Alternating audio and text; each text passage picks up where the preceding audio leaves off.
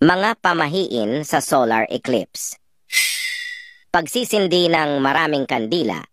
May mga pamahiin na nag-uudyok na maglagay ng maraming kandila sa loob ng bahay habang nagaganap ang solar eclipse.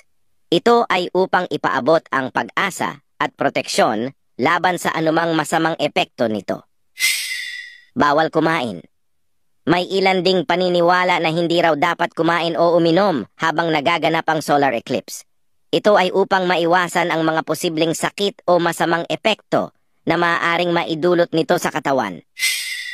Pagbabawal sa mga buntis. Ipinapayo na manatili sa loob ng bahay ang mga buntis habang nagaganap ang solar eclipse. Ito ay upang protektahan ang sanggol sa sinasabing masamang enerhiya na maaaring dulot ng eclipse. Paggamit ng dahon ng pechay. May ilang pamahiin na nagsasabing ang paglagay ng mga dahon ng pechay sa tubig ay makakatulong na maging ligtas ang mga tao sa masamang epekto ng solar eclipse.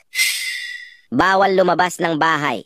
Ipinapayo ng ilang mga tradisyon na manatili sa loob ng bahay habang nagaganap ang solar eclipse upang maiwasan ang mga masasamang epekto o kapahamakan. Naniniwala ka ba dito?